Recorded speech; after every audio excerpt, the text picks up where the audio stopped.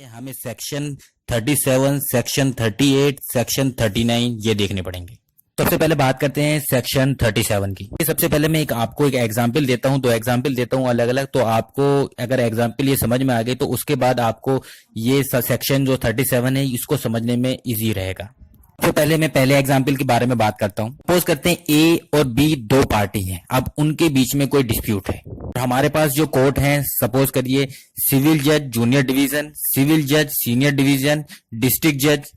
High court और supreme court. तो इन कोर्टों में उस ट्रायल का जो उनको डिस्प्यूट हुआ है वो उसका ट्रायल चल सकता है। जैसे कि हमने सेक्शन 15 में पढ़ा था, तो सेक्शन 15 में हमने पढ़ा था कि जो सबसे नीचे वाला कोर्ट होगा वहां पर आपका ट्रायल चलेगा। मतलब कि जैसे में हमने बात करी इसमें, तो सिविल जज जूनियर डिवीजन वाला जो आपका कोर्ट है उसके अंदर ए जो है बी के ऊपर सू करता है, किसी चीज को लेकर उनके केस करता है। वो सूट जो इंस्टीट्यूट करता है वो सिविल जज जूनियर डिवीजन वाले सबसे निचले कोर्ट में आपका करता है। वहां पर जो केस चलता है, जो सिविल जज जूनियर डिवीजन है वहां पर वो जो कोर्ट है वो एक डिग्री आपका देती है, मतलब डिग्री जो है पास कर दी जाती है ए के फेवर में। सपोज करते हैं अब बी क्या करता है, बी उस डिग्री के एग्जीक्यूशन से पहले ही अपील में चला जाता है जो सिविल जज सीनियर डिवीजन है वहां पर। सिविल जज जो सीनियर डिवीजन है उस कोर्ट में जो डिग्री है वो पास कर दी जाती है बी के फेवर में। उसके बाद जो ए है वो अपील में चले जाता है ऊपर डिस्ट्रिक्ट जज में, डिस्ट्रिक्ट कोर्ट है वहां पर, डिस्ट्रिक्ट जज कोर्ट है उसमें चला जाता है। तो वहां पर जो डिग्री पास कर दी जाती है ए के फेवर में पास कर दी जाती है। तो उसके लिए ऐसे करते करते जो मतलब कि जो लास्ट वाला कोर्ट है उसके पास पहुंच जाता है और वो लास्ट वाला कोर्ट जो डिग्री किसके फेवर में कर देता है, वो कर देता है ए के फेवर में। सबसे पहली बात तो ये है कि जो डिग्री है वो कौन सी आपका मानी जाएगी, वैलिड मानी जाएगी। तो जो लास्ट कोर्ट के द्वारा जो डिग्री पास की गई है, लास्ट कोर्ट के द्वारा जो डिग्री आपका पास की है वो ही आपका मानी जाएगी। जो उससे पहले जितने भी कोर्ट के द्वारा डिग्री पास की गई है उसकी कोई वैल्यू नहीं है। बात आती है कि वो डिग्री जो पास की गई है उसके एग्जीक्यूट कौन करेगा, उसके एग्जीक्यूशन कैसे होगा। डिग्री पास की है उसका इंप्लीमेंट होना भी जरूरी है, जो जजमेंट दिया गया है उसका इंप्लीमेंट होना भी जरूरी है। तो अब उसका एग्जीक्यूशन जो करेगा, एग्जीक्यूट जो करेगा वो कौन सा कोर्ट करेगा, जो लास्ट वाला है या सबसे पहले है। जो सेक्शन 37 का सबसेक्शन 1 है वो यही कहता है डिग्री तो पास की गई है, मान सपोज करिए सुप्रीम कोर्ट के द्वारा लास्ट,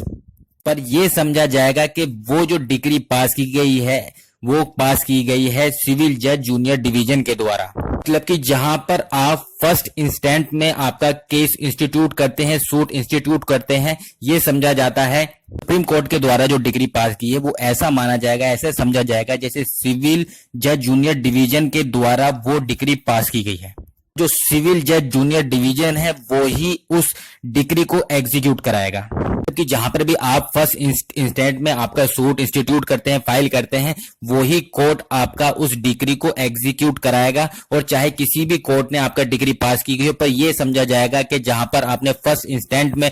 जो सूट फाइल किया है तो वही कोर्ट, उस कोर्ट के द्वारा वो डिग्री पास की गई है, ये समझा जाएगा। ये था आपका सबसेक्शन 137 सेक्शन का। हम समझते हैं जो सबसेक्शन 2 है उसको, तो उसको भी हम एक एग्जाम्पल के थ्रू ले लेते हैं ताकि हमको इजी रहे उसको समझने में। सेम ही हम एग्जाम्पल ले लेते हैं ऊपर वाला, ठीक है, सब चीजें हम कंडीशन सब चीजें सेम रखते हैं। थोड़ा सा चेंज क्या कर देते हैं सबसेक्शन 2 में, थोड़ा सा चेंज क्या है, ये चीज है कि हमने जो फाइल इंस्टीट्यूट किया था, फाइल जो स्टार्ट किया था हमने वो किया था सिविल जज जूनियर डिवीजन में, और जो डिग्री जो पास की गई थी वो आपका की गई थी सुप्रीम कोर्ट के द्वारा।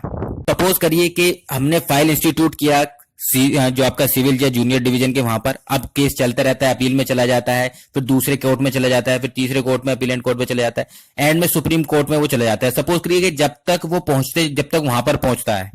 डिग्री के पास होने से पहले ही, सपोज करिए जो आपका सिविल जज जूनियर डिवीजन था उसका जुडिक्शन चेंज हो जाता है। मतलब या तो ये रही है, मतलब कोई ऐसा कानून आता है, ऐसा लॉ बनाती है स्टेट गवर्नमेंट या कोई भी गवर्नमेंट ऐसा मतलब बनाती है कि जो सिविल जज जूनियर डिवीजन है उस कोर्ट को ही हटा देती है, वहां से उस कोर्ट को ही खत्म कर देती है। फिर हो सकता है कि जो जिस एरिया से रिलेटेड वो सूट आपका फाइल किया गया था वो सिविल जज जूनियर डिवीजन के जुडिक्शन से ही हटा देती है। वो ये अब इस कोर्ट के जुडिक्शन में ना आकर ये जो आपका है सिविल जज सीनियर डिवीजन की जुडिक्शन में आएगा या किसी और अन्य किसी कोर्ट की जुडिक्शन में आएगा। अब ये सिविल जज जूनियर डिवीजन की जुडिक्शन के अंदर नहीं आएगा। अगर ऐसा होता है तो उस केस में जो सुप्रीम कोर्ट के द्वारा जो डिग्री पास की गई है, अब उसका एग्जीक्यूशन जो है किसके द्वारा कराया जाएगा, कौन सा कोर्ट करेगा, क्योंकि वो कोर्ट तो रहा नहीं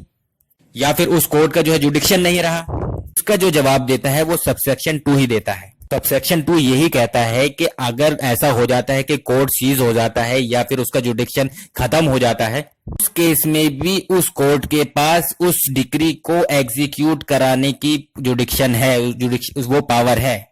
मतलब कि वो कोर्ट सिविल जज जूनियर डिवीजन उस डिक्री का जिसके लिए अब वो मतलब कि उसके जुडिक्शन में नहीं आता वो एरिया जिससे रिलेटेड वो सूट था, तो उस डिक्री को वो अब भी वो एग्जीक्यूट करा सकती है। इस ग्राउंड पे ये चीज मना नहीं कर सकते कि उस कोर्ट का अब मतलब कि जुडिक्शन नहीं है या वो कोर्ट हटा दी गई है, तो इसलिए ये कोर्ट जो है उस डिक्री को एग्जीक्यूट नहीं कराएंगे, तो ये कोई ग्राउंड नहीं है। वो कोर्ट तो कर ही सकती है, साथ साथ और कौन कोर्ट कर सकती है? वो कोर्ट कर सकती है कि उस टाइम पर जब डिक्री पास हुई है उस टाइम पर जिस कोर्ट के पास अब जुडिक्शन है, मतलब कि उस चीज से रिलेटेड सूट उस केस में उस मतलब सूट जो है उस कोर्ट में चल सकते हैं। ऐसा अगर कोई कोर्ट उस टाइम पर है तो उस कोर्ट के पास भी साथ साथ जुडिक्शन आ गया कि वो भी आपका उस जो डिक्री है जो पास की गई है सुप्रीम कोर्ट के द्वारा उसको एग्जीक्यूट करा सकता है। जैसे कि हमने बात करी थी कि सिविल जज सीनियर डिवीजन, तो वो भी एग्जीक्यूट कर सकते, या फिर कोई अन्य अगर कोई भी कोर्ट है तो अगर उसके पास ये पावर है कि वो उस टाइप के सूट इस टाइम पर अब सुन सकता है तो वो आपका उस डिक्री का एग्जीक्यूशन करा सकता है। यही हमारा सबसेक्शन 2 और उसकी एक्सप्लेनेशन कहती है, ये हमारा सेक्शन 37 है। अगर इससे रिलेटेड कोई कंफ्यूजन हो तो एक बार फिर से जो वीडियो है वो रिपीट करके फिर से सुनिए अगेन आपको, और धीरे से आराम से मतलब कि हेडफोन लगा के सुनिए तो आपको ये चीज क्लियर हो जाएगी। बात करते हैं सेक्शन 38 की। तो जो सेक्शन 38 है, सेक्शन 38 बताता है कि कौन सी कोर्ट डिक्री पास की गई है उसका एग्जीक्यूशन करा सकता है, उसको एग्जीक्यूट कर सकता है। इसका आंसर है कि दो चीज बताई है इसमें कि दो तरह से एग्जीक्यूशन हो सकता है, कि एक तो जिस कोर्ट ने वो डिक्री पास की गई हो उसके द्वारा एग्जीक्यूशन हो सकता है, या फिर वो कोर्ट ट्रांसफर कर सकता है एग्जीक्यूशन के लिए किसी दूसरे अन्य कोर्ट के पास।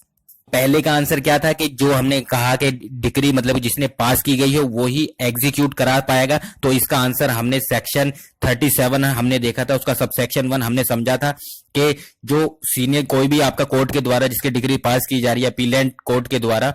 तो ये समझा जाएगा जो फर्स्ट इंस्टेंट में मतलब कि जो कोर्ट है जहां पर सबसे पहले सूट इंस्टीट्यूट किया गया है, तो ये समझा जाएगा कि उसने ही वो डिग्री पास की गई है। जैसे हमने एग्जांपल दिया था, तो डिग्री किसने पास की ये समझा जाएगा, ये माना जाएगा कि सिविल जज जूनियर डिवीजन उन्होंने डिग्री पास की है, तो जो सीनियर जज जो जूनियर डिवीजन है वो आपका एग्जीक्यूट करा सकता है, क्योंकि यहां पर लिखा है सेक्शन 38 में कि जिसने डिग्री पास की है वही एग्जीक्यूट कराएगा। हमें सेक्शन 37 और 38 एक साथ देखना पड़ेगा। 38 में दूसरा क्या है, दूसरी चीज ये है कि वो ट्रांसफर भी कर सकता है एग्जीक्यूशन के लिए किसी अन्य कोर्ट में, अपने सबऑर्डिनेट कोर्ट को जो है वो ट्रांसफर कर सकता है। किस केस में वो ट्रांसफर कर सकता है किसी सबऑर्डिनेट कोर्ट को, किस चीज वो कोर्ट, तो ये चीज का आंसर जो दे रहा है वो सेक्शन 39 दे रहा है। तो जो सेक्शन 38 है वो 37 से भी कनेक्टेड है और 39 से भी कनेक्टेड है। तो 39 में दे रखा है किस केस में वो ट्रांसफर कर सकता है अपने सबऑर्डिनेट कोर्ट को उसके एग्जीक्यूशन से रिलेटेड, और जो फर्स्ट जो 37 जो आपका कनेक्टेड है 38 से, वो है कि जो डिग्री पास करेगा वही एग्जीक्यूट कराएगा। बात कर लेते हैं सेक्शन 39 की कि कब जो है वो ट्रांसफर कर सकता है डिग्री जो पास की गई है डिग्री को एग्जीक्यूशन के लिए। सेक्शन 39 का जो सबसेक्शन 1 है वो कहता है डिग्री होल्डर की एप्लीकेशन पर, मतलब अगर डिग्री होल्डर चाहता है कि जो उसके मतलब जो डिग्री है उसके एग्जीक्यूशन के लिए दूसरे कोर्ट को ऑर्डर दिया जाए कि दूसरे कोर्ट के उस डिग्री का एग्जीक्यूशन करा जाए, तो उस केस में जो कोर्ट जो है दूसरे कोर्ट को वो डिग्री के एग्जीक्यूशन के लिए उसको ट्रांसफर कर सकती है, पर वो ट्रांसफर करते समय ये देखेगी कि वो कोर्ट जो है कंपिटेंट है या नहीं है। तो ट्रांसफर भी जो करा जाएगा वो जो कंपिटेंट कोर्ट होगा उसको ही ट्रांसफर किया जाएगा, अगर कोर्ट कंपिटेंट नहीं है तो उसको ट्रांसफर नहीं किया जाएगा। यहाँ पर हमने एक चीज देखी कि एप्लीकेशन जो डिग्री होल्डर है उसकी एप्लीकेशन पे वो ट्रांसफर किया जा सकता है एग्जीक्यूशन के लिए, पर अगर जो कोर्ट चाहे तो सू मोटो अपनी तरफ से अपनी मर्जी से भी अगर उसको लगता है तो वो ट्रांसफर कर सकती है। अब बात करते हैं कि कौन कौन सी कंडीशन है कि कब वो ट्रांसफर कर सकता है, किन किन कंडीशनों में जो कोर्ट है वो ट्रांसफर कर सकता है दूसरे कोर्ट को उस डिग्री के एग्जीक्यूशन से रिलेटेड। ये है कि जिस मतलब कि पर्सन के अगेंस्ट डिग्री पास की गई है, तो अगर जिस पर्सन के अगेंस्ट जो डिग्री पास की गई है अगर वो कहीं दूसरी जगह पर रह रहा है या फिर दूसरे प्लेस पर रह रहा है या वहां पर वो बिजनेस कर रहा है, तो मतलब कि दूसरे कोर्ट के जुडिक्शन में अगर वो एरिया आता है तो उस केस में कोर्ट जो है वो उस कोर्ट को मतलब जिसके जुडिक्शन में वो एरिया है जहां पर वो रह रहा है उसको वो डिक्री ट्रांसफर कर सकती है उसके एग्जीक्यूशन से रिलेटेड। बी है कि जिस कोर्ट ने डिक्री पास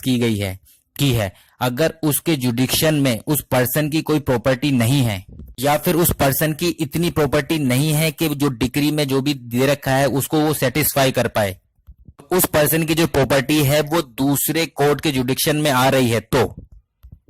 उस केस में जो कोर्ट है जिसने डिक्री पास की है वो उस डिक्री को उसके एग्जीक्यूशन से रिलेटेड उस एग्जीक्यूट कराने के लिए दूसरे कोर्ट को वो ट्रांसफर कर सकती है। एग्जाम्पल के तौर पर अगर बात करें, सपोज करिए जो केस है वो डिक्री जो पास की गई है वो गाजियाबाद के कोर्ट ने डिक्री पास की है, और जो पर्सन है उसकी प्रॉपर्टी आ रही है वो मेरठ में, फिर गाजियाबाद में उसकी इतनी सफिशिएंट आपकी प्रॉपर्टी नहीं है कि डिग्री में जो पास किया गया उसको सेटिस्फाई कर सके या पूरी डिग्री को सेटिस्फाई कर पाए, मतलब यहाँ पर थोड़ी बहुत आपकी प्रॉपर्टी है और ज्यादातर जो प्रॉपर्टी है उसकी वो मेरठ के अंदर है। जितना परसेंट यहाँ से आपका डिग्री मतलब कि जो डिग्री है उसका जो कुछ परसेंट जो यहाँ से वो आपका वो कर लेगी, सेटिस्फाई कर लेगी, और जो बाकी का जो पोर्शन बचा है जितने परसेंट बचा है वो उसकी जो मेरठ वाली जो प्रॉपर्टी है उससे वो सेटिस्फाई करेगी। उसके सेटिस्फेक्शन के लिए जो गाजियाबाद वाली कोर्ट है वो मेरठ की कोर्ट को वो डिक्री जो है दे देगी, मतलब ट्रांसफर कर देगी उसके एग्जीक्यूशन कराने के लिए। सी है अगर जो डिक्री है वो ये डायरेक्ट करती है किसी इमूवेबल प्रॉपर्टी के डिलीवरी से रिलेटेड या फिर सेल से रिलेटेड,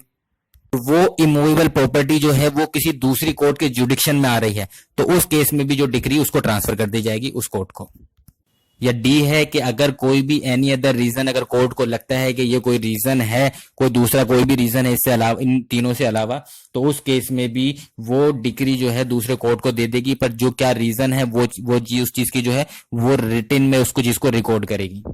और सबसेक्शन 2 क्या है? सबसेक्शन 2 वही आपका कहता है कि सुमोटो अगर कोर्ट को लगता है अपनी तरफ से भी जो है वो अपने सबऑर्डिनेट कोर्ट को वो डिक्री एग्जीक्यूट कराने के लिए ट्रांसफर कर सकती है। सबसेक्शन 3 कहता है कि दूसरे कोर्ट में डिक्री ट्रांसफर की जाएगी वो कोर्ट कंपिटेंट तब समझा जाएगा अगर उस कोर्ट के पास वही सूट जो है ट्राई करने की उसके पास अगर पावर है, मतलब कि उस कोर्ट में वो वाले सूट जो है उसका ट्राई किया जा सकता है, उसको चल सकता है,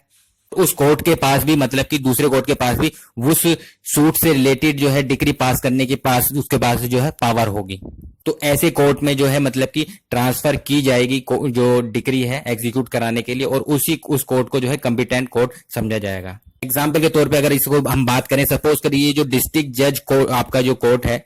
सपोज करते हैं कि सेक्शन 15 के अकॉर्डिंग वो सबसे निचला कोर्ट है किसी भी उस सूट को चलाने के लिए, कोई ऐसा सूट है, अगर वो दूसरे कोर्ट को आपका जो दूसरा जुडिक्शन के अंदर आ रहा है वैसे कोर्ट को भेजे, तो सपोज करिए वहां पर भी जो डिस्ट्रिक्ट जज कोर्ट है वही आपका उस टाइप के सूट चला सकता है, तो वो उसको ही ट्रांसफर करेगी उसको उस